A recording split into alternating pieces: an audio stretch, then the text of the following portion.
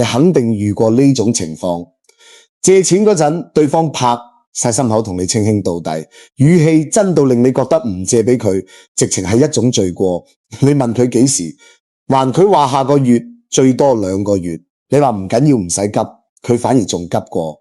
你話一定要準時還，做人講信用。好啦，你將錢轉咗過號，然後下個月過咗去，冇晒聲氣。你再等多1個月，依然冇動靜。你開始喺心入面幫佢揾理由，佢可能最近手頭緊，佢可能屋企出咗啲事，佢可能唔記得咗。你甚至驚自己問一句會顯得太大方，會破壞你哋之間嘅關係。於是你等到有一日你自己都等錢使，或者你終於忍唔住，鼓起勇氣發咗條信息，問佢話上次嗰筆錢方便嘅話，可唔可以呢2日過返俾我？信息發出去，你望實個火計，心跳加速，等咗半個鐘，佢覆你一句：我知，最近真係有啲緊張，你再等我幾日。然後又冇晒下文，你等咗幾日再問，佢又話快啦。你繼續等佢開始唔覆機，你打俾佢，佢唔聽你發信息，佢扮睇唔到，你終於頂唔順。你話如果你真係有困難可以同我講，我哋可以商量。佢唔覆咋。你話我唔係逼你，我只係最近都好緊張，佢依然唔覆。你話你當初唔係話好2個月嘅咩？呢度都半年啦，佢終於覆咗一句：你點解咁煩啫？又唔係唔還俾你，使唔使啊？就呢一句話，你呆咗。你明明係借錢俾佢嗰個，你明明係幫佢嗰個，而家反過嚟變成咗嗰個煩人嘅人，變成咗嗰個唔講情面嘅人。你心入面委屈到爆炸，你想反台，你想同佢嘈，你想話俾佢聽，做人唔可以咁冇良心。但係你啱啱講咗2句重話，佢就直接拒絕咗你。佢喺朋友圈出個郵件，含沙射影。咁話而家有啲人啊，借咗錢就日日吹，一啲情分都唔講。你睇到呢句說話嗰陣，血壓即刻飆升。你覺得呢個世界發生咩事？爭人錢嗰個變成大爺，追數嗰個反而做咗孫子。最令你難受嘅唔係嗰筆錢，而係嗰種被背叛、被利用、被反咬一口嘅感覺。你甚至開始懷疑自己，係咪我當初唔應該借？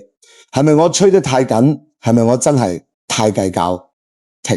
今日呢篇文章就係專門為你寫嘅。我要話你知，反台冇用，卑微求人更加冇用。你同佢嘈，佢仲識嘈過你；你同佢講道理，佢仲識狡辯過你。你去求佢還錢，只會令佢更加睇你唔起，因為你一求，佢就知道自己食住咗你。你今日跪低咗，佢聽日就更加唔會企返起身還你錢。咁到底點算？有冇一種方法唔使反台，唔使低聲下氣，唔使自己揾直，仲可以令爭你錢嗰個人主動將錢送到你手上？有呢套方法叫做利用心理欺欠感嘅催數法。佢唔係靠惡，唔係靠鬧，唔係靠威脅，而係靠人性裏面一個最基礎最底層嘅心理機制。呢個機制就係人天生係討厭欠人嘢嘅。你可能會話唔係喎，我遇到嗰個人，佢明明就唔怕欠我，佢明明就好心安。你得啱，你講得冇錯，但佢唔係唔怕欠，而係佢通過一連串嘅心理操作，將你對佢付出嘅事實由佢嘅內疚清單裏面刪除咗。佢令你由恩人變咗債主，由幫佢嘅人變咗逼佢嘅人。當你變成債主嘅時候，佢嘅擠欠感就消失咗，取而代之嘅係厭煩，係抗拒，係想逃避。所以呢套方法嘅核心唔係去逼佢承認佢爭你錢，而係反過嚟重新激活佢心入面嗰份虧欠感。你要令佢覺得佢唔係喺度還緊一筆債，佢係喺度翻自己嘅體面，佢係喺度償還緊一份人情，佢係喺度為自己嘅良心做一個交代。當佢將還錢呢件事由被逼無奈轉變成主動選擇嘅時候，佢甚至會比你仲積極，比你仲緊張。而家就等我哋將時間倒翻轉頭，重新復盤一次，由你借錢出去嗰一刻，一直到今日呢個局面，你到底做錯咗邊幾步？好多人睇到呢度可能會話，我借錢出去就已經錯咗唔啱。借錢本身冇錯，邊個都有困難嘅時候，朋友之間互相幫襯係人之常情。但係你借錢嘅方式、催數嘅方式，以及你喺成個過程入面展現出嚟嘅姿態，決定咗呢筆錢最後可唔可以翻嚟，亦都決定咗你哋之間嘅關係會走向邊度。你犯嘅第一個錯誤，亦係最致命嘅錯誤，就係你喺借錢嗰陣將姿態放到太低啦。你回想下，當初佢揾你借錢嗰陣，係邊個求邊個？係佢求你，係咪？佢需要你嘅幫忙，佢應該多謝你，佢應該感到虧欠。但係你點做嘅？你話唔緊要，唔使急，幾時方便幾時俾。你話我哋呢個關係唔使咁客氣。你話我相信你，你肯定唔係嗰種人。你喺度講緊咩啊？你喺度消除緊佢嘅虧欠感。你將一筆佢應該感恩戴德嘅事，變成咗一件稀鬆平常嘅事。你親手將佢心入面嗰個我爭佢一個人情嘅念頭撳熄咗。佢本來覺得揾你借錢唔好意思，你話唔緊要，佢就唔覺得唔好意思啦。佢本來想寫張借據，你話唔使，佢就真係唔寫。佢本來想俾翻啲利息你，你話太客氣，佢就真係唔計你。一步一步咁將佢由虧欠者嘅位置請到咗坦然接受者嘅位置。你可能會話我呢個係大方，呢個係信任。我話你知，喺人性面前，你嘅大方同信任如果冇咗邊界就係愚蠢。因為人嘅心理有一個特點，對於冇付出任何代價則得翻嚟嘅嘢，人係唔會珍惜嘅。你令佢借得越容易，佢還起上嚟就越難。你令佢借得越體面，佢還起上嚟就越唔急。所以第一步你就行錯咗。真正嘅高手喺借錢出去嗰一刻就已經喺度為後面嘅催數做鋪端。佢會點做？佢會喺應承借錢嘅同時，將還款嘅預期定得死一死。佢會話呢筆錢我下個月啱啱好要用，你最好喺呢個月尾之前俾翻我。佢會話我手頭都唔鬆動，呢筆錢係我好唔容易先質抵出嚟嘅，你盡量快啲。佢會話我哋關係還關係，但錢嘅嘢都係講清楚好啲。你寫張借據俾我，我都唔怕你笑我，我就係一個對錢比較認真嘅人。你睇呢幾句說話一講出去，對方嘅心理狀態係完全唔一樣。佢會覺得呢筆錢係你好唔容易先擠抵出嚟嘅，佢憎你一個大人情。佢會覺得你係一個認真嘅人，佢唔可以隨便灑走你。佢會覺得有一個明確嘅還款日期喺頭頂上顯住，佢係有壓力嘅。呢個壓力就係虧欠感嘅第一步。你冇做到呢一步，所以你後面所有嘅努力都係喺度補貨，係喺一個已經毀咗嘅地基上面起樓。咁而家錢已經借咗出去，對方已經開始唔聽電話，唔覆信息，你應該點算？好多人呢個時候會行上兩條極端嘅路。第一條路反台，你打去鬧佢，你話你個人點解咁唔講信用？你話我當初好心幫你，你而家恩將仇報。你話你今日唔還錢俾我，我就去你屋企，去你公司，我令你身敗名裂。你以為咁樣佢就會驚我話你知？對於面皮薄嘅人，呢招可能有用，但係對於嗰啲敢借錢唔還嘅人，面皮早就比你想象中厚得多。你一鬧佢，反而心安理得，佢心入面會講：你睇，果然係呢種人，借少少錢就日日好似追魂咁。好彩我冇還咗佢都唔會記我嘅。好，佢甚至會拎你嘅暴躁作為佢唔還錢嘅正當理由。你一反台你就輸咗，你將自己嘅質素降到同佢一樣嘅水平線。佢用佢豐富嘅經驗打低咗你。第二條路卑微求人，你發信息話大佬，我最近真係特別困難，我連飯都就嚟冇錢食，你可唔可以好心，就算先還一部分俾我？你話我知你都有難處，我唔應該隨你，但我實在係冇辦法。你將自己講到慘兮兮，你將自己放到塵埃裏面，你以為咁樣佢就會同情你？我話你知，人性裏面有一個非常殘酷嘅現實，人只會同情嗰啲比自己弱但同自己冇利益連嘅人。當個憎你錢嘅人睇到你比佢仲要慘嘅時候，佢嘅第一反應唔係同情，而係慶幸。佢會諗，好彩我未還，呢筆錢落到我手就係我㗎喇。更可怕嘅係，佢會覺得你咁慘咁需要呢筆錢，咁就說明你冇咗呢筆錢會死，咁我更加唔可以輕易俾你，我要攞呢筆錢嚟食住你。你一求佢就知道你離唔開呢筆錢，佢就知道你嘅死穴喺邊，佢會開始同你討價還價，佢會話下個月，佢會話下個月，佢會話先還1/10俾你，佢會用呢筆錢好似雕紅蘿蔔咁雕住你，令你好似佢仔咁圍住佢轉。你求佢一次，佢就多一分優越感；你求佢10次，佢就徹底唔當你係一回事。所以反台同卑微求人都係死路。真正有效嘅方法係第3條路，係嗰條睇落不溫不火，但實際上直擊人性嘅路，叫做心理溪欠感催數法。呢套方法分為3個階段。第一階段叫做重新定義關係，將妻母關係變返人情關係。你而家最大嘅問題係咩？係你同佢嘅關係已經由最初嘅朋友關係變成咗純粹嘅妻母關係。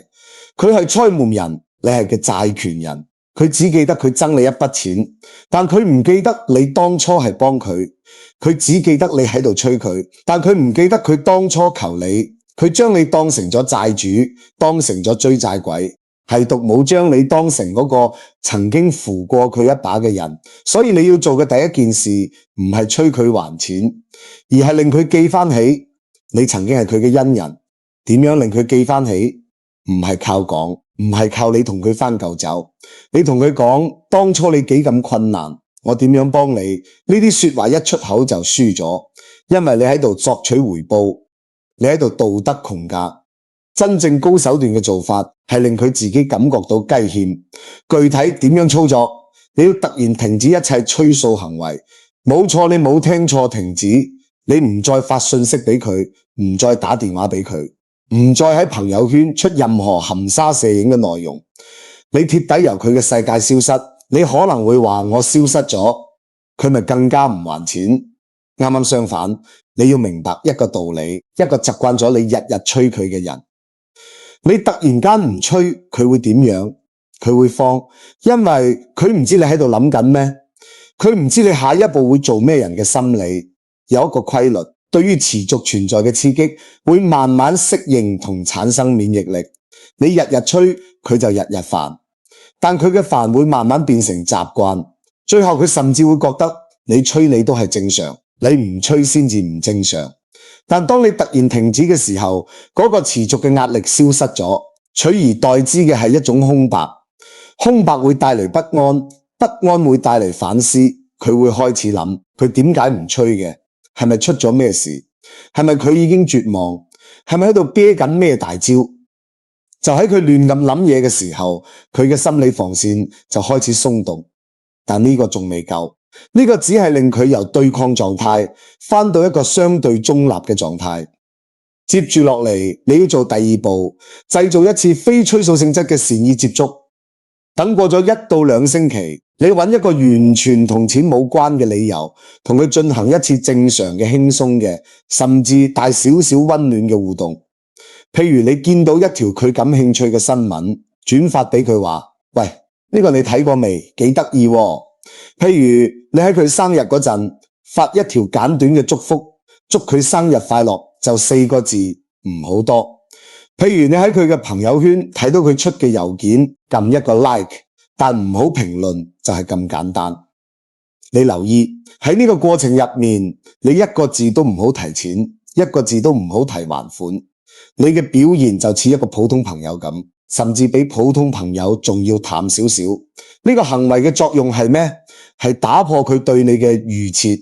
佢嘅預設裏面，你係一個追債嘅。你揾佢只有一件事，就係要錢。而家你突然間唔跟劇本行，你嚟揾佢做一件同錢冇關嘅事，佢會愕然。佢嘅大腦就要重新評估你。呢個人佢會諗，佢仲會同我聯絡嘅。佢係咪已經唔嬲？佢係咪已經唔志在嗰筆錢？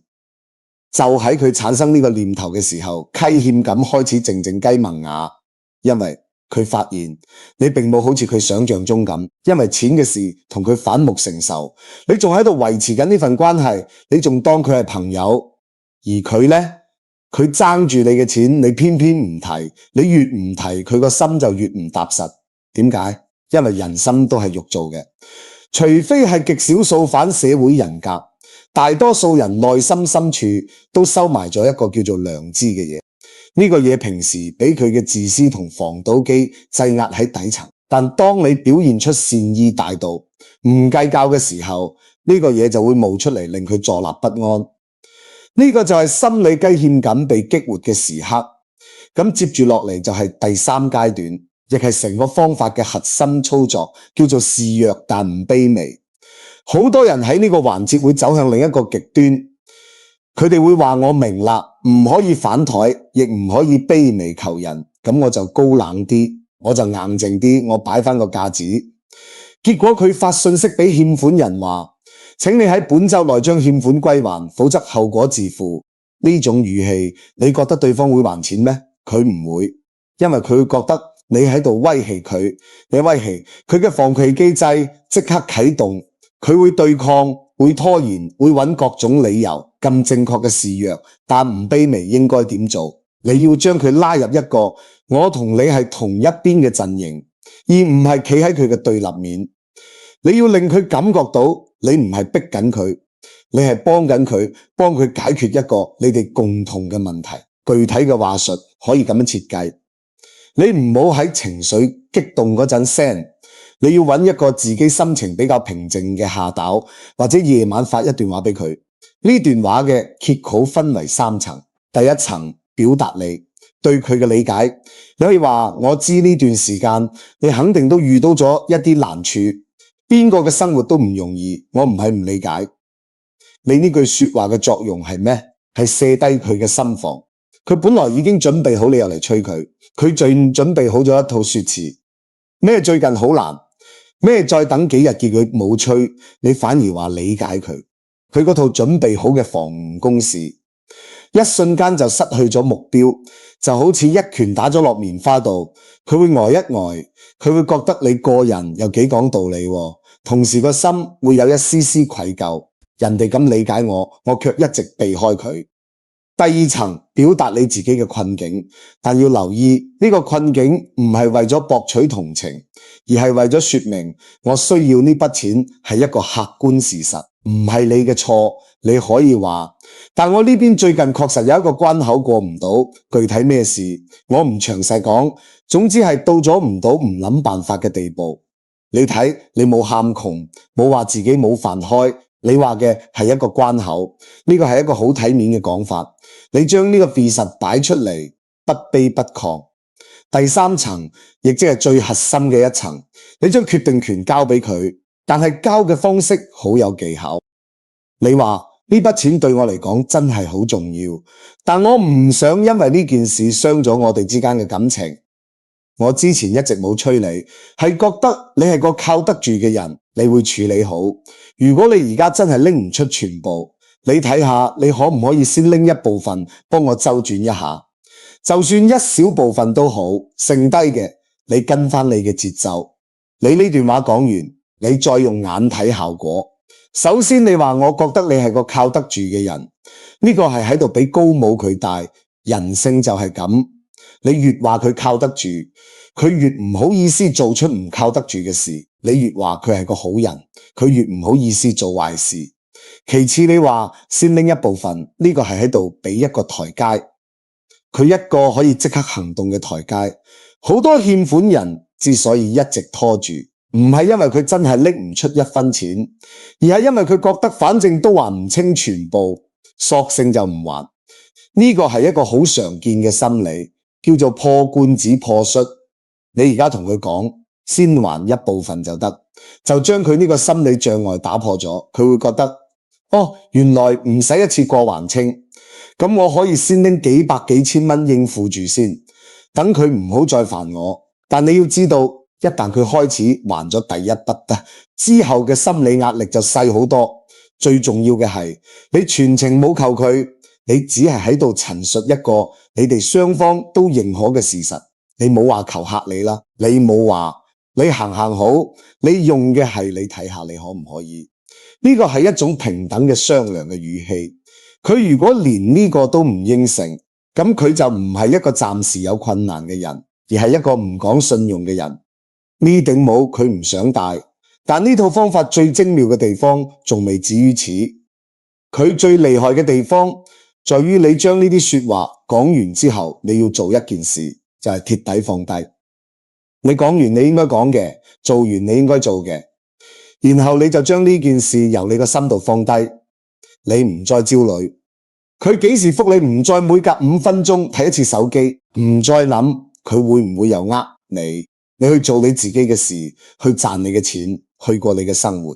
呢個放低本身先至係呢套方法嘅內功。點解？因為你嘅焦慮、你嘅期待、你嘅患得患失，會通過你嘅語氣、你嘅表情、你回信息嘅速度，一絲不漏咁傳遞俾對方你。越焦慮佢越從容，你越淡定佢越慌張。當你真係放低咗嘅時候，你成個人嘅狀態會發生變化，你會變得從容，變得唔自在。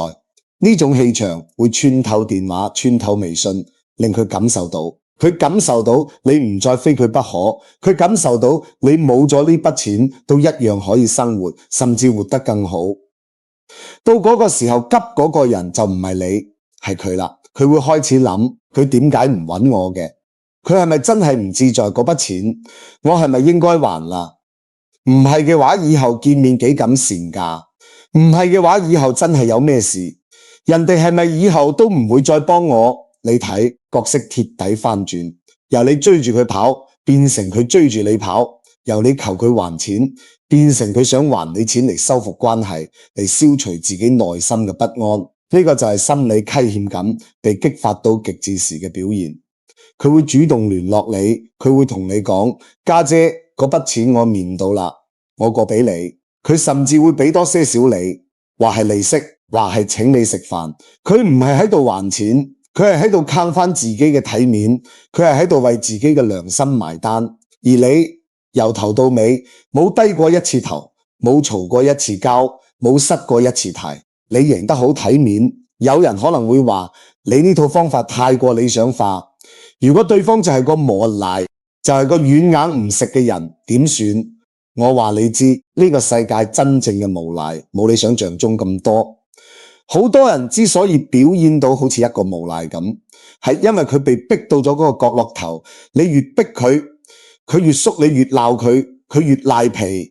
你俾一條路佢，俾一個體面嘅乞丐，佢大多數人係願意落翻嚟嘅，因為佢都要面，佢都要喺社會上做人，佢都有佢嘅朋友、同事、家人。佢憎你錢呢件事就好似一條刺，你日日去撩佢，佢就越吉越深。你唔喐佢，佢自己會發炎，會含，會令佢難受。你等佢自己難受夠，佢就會主動嚟揾你將條刺抌出嚟。但如果我話，如果佢真係就係嗰種萬中無一嘅極品無賴，你對佢講咗所有應該講嘅說話，俾晒所有嘅台階同體面佢，佢依然無動於衷，甚至反過嚟嘲笑你。咁呢個時候你要點做？答案好簡單，放棄呢筆錢唔係認輸，係指示。你要明白一個道理，有啲人有啲錢就係你人生中必須要交嘅學費。喺呢筆學費教識你認清一個人，教識你保護自己，教識你唔好將自己嘅善良同信任隨便交出去。呢筆學費好貴，但佢好有價值。你如果繼續同佢糾纏落去，你踏入去嘅就唔止係呢筆錢，仲有你嘅時間、你嘅情緒、你嘅能量、你對自己判斷力嘅信心。你日日諗住呢件事，食唔安、瞓唔着，做嘢冇心機，對家人都冇好面色。呢筆損失遠遠大過嗰筆錢本身。所以當你確定呢個人就係一個冇辦法用正常人性去溝通嘅物種時，你要做嘅事係不斷咁由呢場博弈中離場。你 block 佢又好，你當佢係個死咗嘅人又好，總之由你個心度徹底劃走呢筆招。你唔憎佢，因為憎都需要能量。你只係唔再諗起佢，唔再關注佢，佢同你再冇任何關係，呢個先係真正嘅贏，因為你冇俾佢繼續消耗你，你用一筆錢買斷咗呢個人，以後所有可能對你造成嘅消耗，由長遠嚟睇你賺咗。當然喺放棄之前，你可以做最後一次努力，但呢次努力唔係去求佢，亦唔係去鬧佢，而係用一種合法嘅公開嘅方式俾佢施加最後一點壓力。譬如你可以最後一次發信息俾佢，內容非常簡短，語氣非常平靜。你話呢筆錢我最後提一次，我唔會再揾你，我俾3日時間你，3日之後，如果你仲冇任何行動，呢筆錢我就唔要。但我唔要唔代表我唔計較，我會將呢件事原原本本咁話俾所有我哋共同認識嘅人知，唔係去诋毀你，只係陳述一個事實。至於其他人點睇你，嗰個係你嘅事。呢句說話殺傷力非常大，因為你唔鬧佢，你唔威脅佢，你只係預告咗一個事實。呢個事實就係佢爭錢唔還嘅事會被公開。對於大多數人嚟講，喺社會性死亡比法律條罰更可怕。佢可以唔志在你一個人，但佢唔可以唔志在所有佢認識嘅人對佢嘅睇法。你講完之後都唔使等佢回覆，直接放低手機。3日後佢還唔還，就照你講嘅做，徹底放棄。但你會發現好多人就喺你最後嘅3日裏面會將錢轉俾你，因為佢知道你係認真嘅，你唔係嚇緊佢，你真係做得到。講完方法論，我哋再往深一層挖一挖，點解好多人明明知道呢套方法卻都係用唔好？根本原因唔係你蠢，唔係你把口唔叻，而係你心入面有一個巨大嘅坎過唔到。呢個坎叫做自我懷疑。你唔敢去吹數，你唔敢用呢套方法，係因為你心入面一直有個聲音喺度講，係咪我太小家？係咪我唔應該催佢？係咪我再等多陣佢就會自己還？你太過在意其他人點睇你，你太過怕俾人話係一個斤斤計較唔近人情嘅人，你寧願自己腎底都要維持一個大度嘅人設。我話你知，呢個諗法先係你最大嘅敵人。你要諗清楚一個問題，借錢唔還嘅人，佢有冇擔心過俾你當成唔講信用嘅人？佢冇，佢有冇驚過？你覺得佢小家，覺得佢唔近人情，佢冇，佢連你嘅錢都敢唔還，佢仲會在意你點睇佢咩？一個唔在意你嘅人，你點解要咁在意佢嘅睇法？你將佢嘅睇法睇得比你辛苦賺翻嚟嘅錢仲要重要，呢個唔係善良，呢個係自虐。你要將呢道心理防線徹底打破，你唔係喺度討債，你係喺度維護規則。呢個社會嘅運行靠嘅係信用同契約，佢破壞咗規則，佢撕毀咗契約。你作為受害者，你有權利有權利去維護自己嘅權益。你催佢還錢，天經地義，理直氣壯。你唔需要有任何嘅心理負擔，相反，你應該理直氣壯咁話俾佢知，你喺度做緊一件正確嘅事。當你由心入面相信你係啱嘅，你嘅語氣、你嘅眼神、你嘅氣場就會完全唔同，對方會由你嘅氣場度感受到一種不容置疑嘅力量。佢會知道你唔係同佢商量緊，你係通知緊佢。呢種力量比你鬧佢1萬句都有效。我哋再嚟拆解幾個常見嘅具體場景，睇下呢套心理契欠感催數法喺唔同情況下應該點樣靈活運用。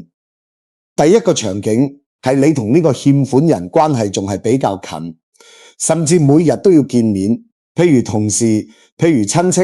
呢種情況下，你唔可以玩消失，亦唔可以發嗰啲太正式嘅信息，因為太性價。咁點算？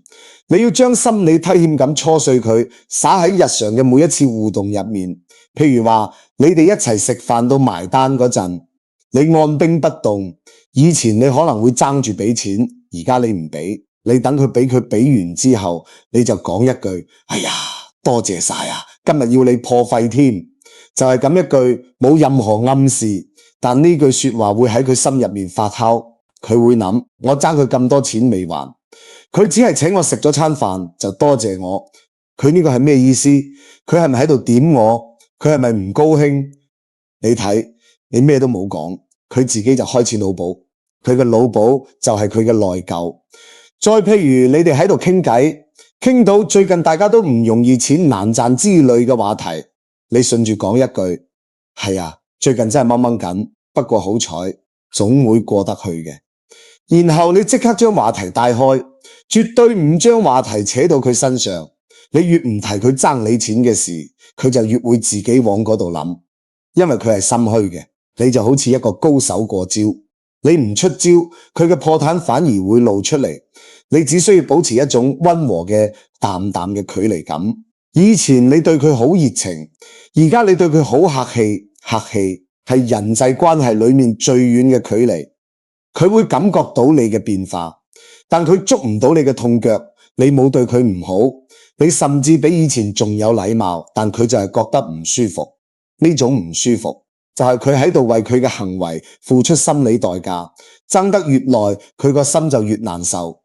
總有一日佢會頂唔順呢種精神上嘅折磨，主動將錢還俾你，以求翻到嗰個輕鬆嘅關係狀態。第二個場景係對方已經擺明車馬灑無賴，你講咩佢都用冇錢兩個字回你。呢個時候你千祈唔好同佢辯論佢到底有冇錢，因為呢個係死循環。你話佢有錢，佢話佢冇，你攞唔出證據，佢都攞唔出證據，爭落去就係浪費時間。呢個時候你要換一個角度，你唔係要證明佢有錢，你係要令佢證明佢冇錢。點做？你好平靜咁同佢講，你話你困難，我信你，但係你要令我信，我唔係唔信你，我係需要同屋企人交代。你可唔可以將你嘅情況同我講一講？譬如你最近嘅開銷，你嘅收入，你嘅負債，你列一個清單俾我，我拎翻去俾我屋企人睇，等佢哋都知道唔係我唔吹，係真係冇辦法。你呢段話睇落好通情達理，實際上係將一個巨大嘅麻煩掟咗俾佢。佢如果列清單，咁佢就係向你證明緊佢冇能，佢做唔到。佢如果唔列清單，咁就說明佢喺度呃緊你。佢無論點做都會陷入被動。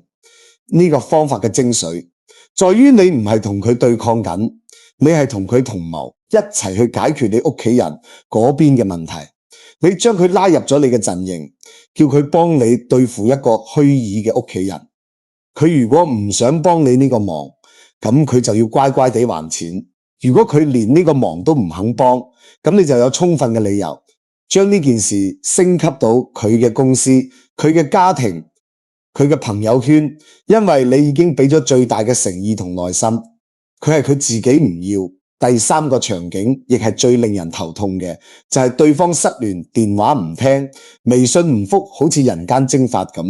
呢種情況下，好多人會發啲咁狂到爛渣，一日打幾十個電話，發幾百條信息，結果就係被徹底 block 咗。正確嘅做法係只發一條信息，一條就夠內容。咁樣講，我知你可能有一啲暫時唔方便聯絡嘅原因，我唔追問。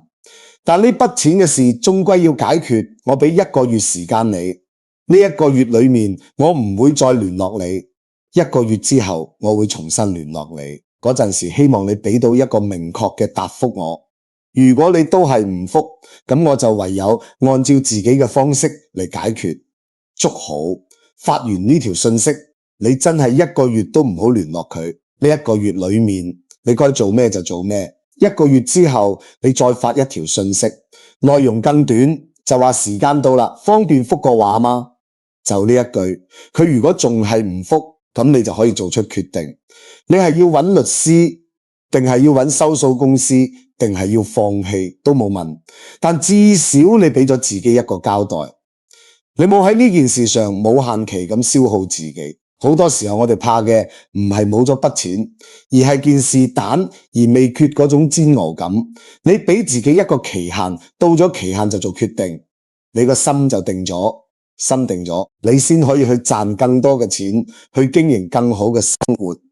講到底，所有關於錢嘅問題，到最後都唔係錢嘅問題，而係人嘅問題，係心理嘅問題，係關係嘅問題。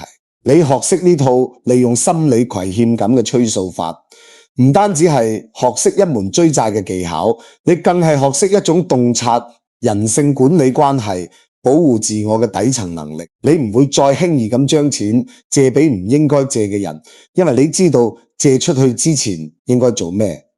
你唔會再喺催數嗰陣搞到手忙腳亂，因為你知道應該用咩節奏、咩話術。你唔會再因為其他人唔還錢而自我懷疑、自我攻擊，因為你知道嗰個係佢嘅問題，唔係你嘅問題。你會變得從容，變得篤定，變得有力量。最後，我哋嚟做一個總結。呢堂12000字嘅課，其實就講咗3件事。第一件事，反台同卑微求人係2條最蠢嘅路。反台會令你失去道德高地，卑微求人會令你失去最後一點尊嚴。呢2條路都通向同一個終點，就係你錢追唔返嚟，人仲要被鐵底食住。第二件事，真正有效嘅方法係利用人性深處嘅心理譏欠感。你要通過停止催收、製造善意接觸示弱但唔卑微呢3步，重新激活欠款人心入面嘅內疚同不安，令佢由被動躲避變成主動償還。第3件事亦係最重要嘅，你要調整你嘅心態。你唔係喺度討債，你喺度維護秩序。你唔欠任何人一個大度嘅人情，你嘅錢係你辛苦賺返嚟嘅，你有權利要返嚟。當你由心入面相信呢一點，所有嘅技巧都會為你所用。無論你係要面對一個扮傻充愣嘅朋友，定係一個反轉豬肚就係屎嘅親戚，定係一個失聯走佬嘅同事，你都有咗一套完整嘅成體系嘅經過驗證嘅作戰方案。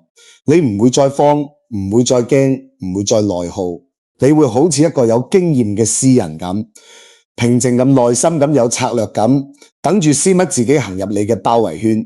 因為你知道人性裏面嗰一點梯欠感就係最好嘅報酬價。希望你由今日開始唔再為借錢唔還嘅人傷神，將呢篇12000字嘅文章反覆聽、反覆琢磨，將佢變成你骨子裏面嘅嘢。